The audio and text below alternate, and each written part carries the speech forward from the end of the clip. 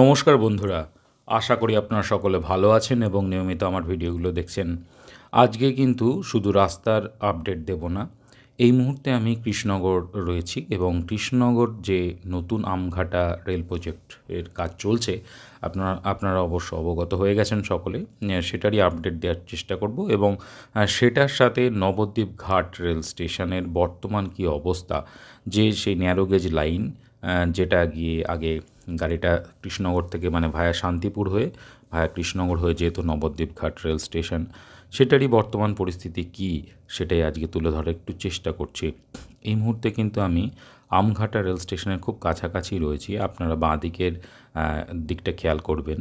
এর আগেও ভিডিওতে আমি একবার দেখিয়েছিলাম বাঁ দিকের লেনটা কিন্তু লেন বলবো না, রেল লাইন এগুলো কিন্তু নতুন করে খোয়া দেওয়া এবং রেল প্যাকিংয়ের কাজ কিন্তু কমপ্লিট হয়ে গেছে এবং ওই পাশটায় বাঁদিকে আরও ও পাশটায় ওখান থেকে কিন্তু ঢালাই করে ছোট করে রাস্তাও তৈরি করে দেওয়া হয়েছে, মানে হাঁটার মতো রাস্তা করে দেওয়া হয়েছে।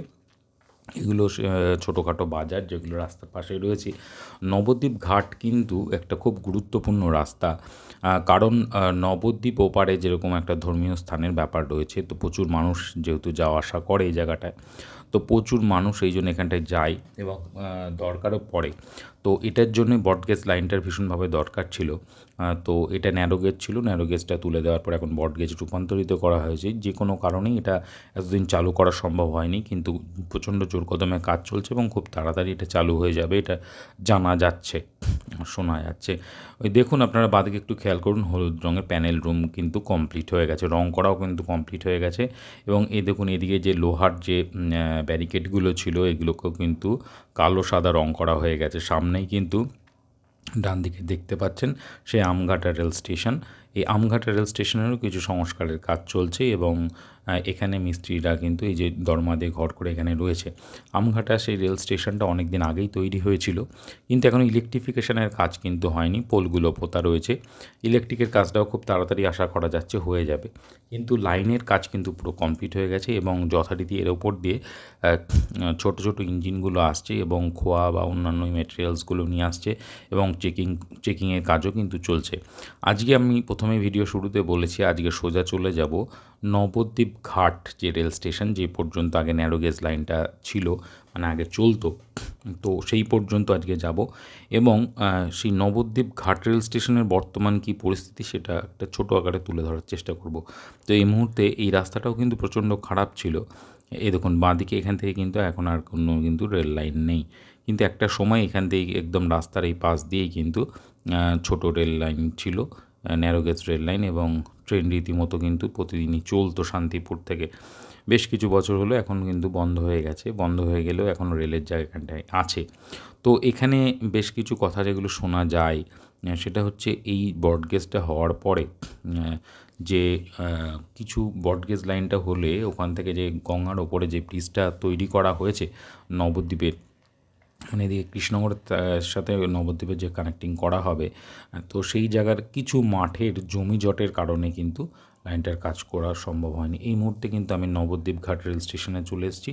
দেখুন সেই পুরনো দিনের নবদ্বীপ ঘাট রেল স্টেশন, কত মানুষের অপেক্ষায় হয়তো দাঁড়িয়ে রয়েছে, কত মানুষের আনাগোনা হতো একটা সময় এই জায়গাটায়। আমি ঠিক এই স্টেশনে ঢুকছি, আমি এখান থেকে এদিক থেকে এদিকে একটা ইটের রাস্তা দেখা যাচ্ছে, পায়ে হাঁটার রাস্তা, এটাতে আমি এগিয়ে যাওয়ার চেষ্টা করছি। এখন অবশ্য প্রচুর মানুষ এখানে দখল করে বাড়ি করে রেখেছে, এটাই কিন্তু এখনও ভগ্নপ্রায় অবস্থা রয়েছে। এটা সেই টিকিট ঘর, যে জায়গাটা থেকে আগে টিকিট দেওয়া হতো নবদ্বীপ ঘাট রেল স্টেশনের, যারা শান্তিপুর বা কৃষ্ণনগর যেত এদিক দিয়ে যেত। তো এদিক থেকে আবার সামনের দিকে এগিয়ে যাচ্ছি, আপনাদের লেখাটা দেখানোর চেষ্টা করব।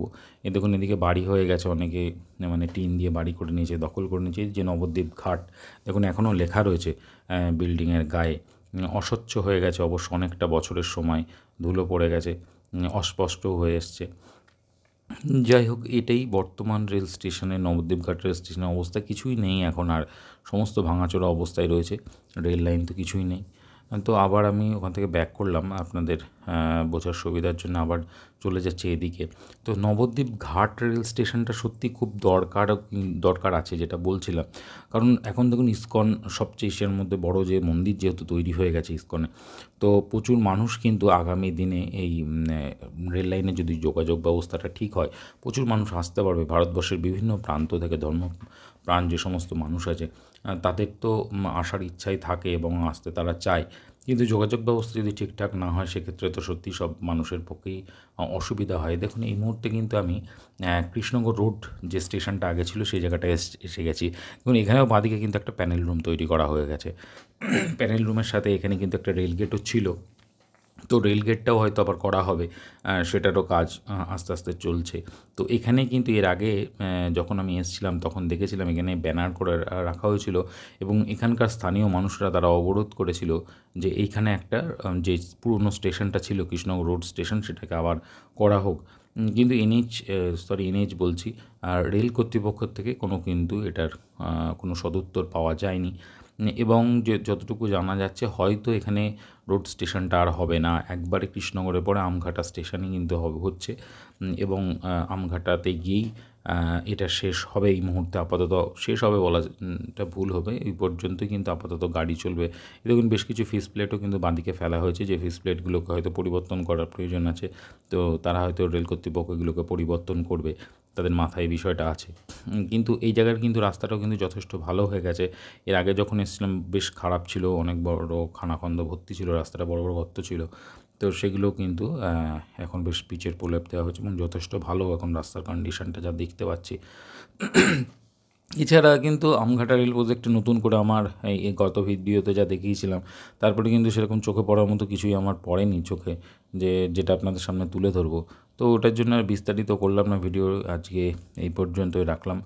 ভালো থাকবেন, দেখতে থাকবেন আমার চ্যানেল, এবং যদি কোনো সাজেশান থাকে নির্দ্বিধায় আমাকে মেসেজ করে জানাবেন, এবং আপনাদের কাছে যদি কোনো এই আমঘাটা রেল প্রজেক্টে কোনো ইনফরমেশান থাকে সেটাও আমাকে জানাবেন। বন্ধুরা ভালো থাকবেন, দেখতে থাকবেন আমার চ্যানেল।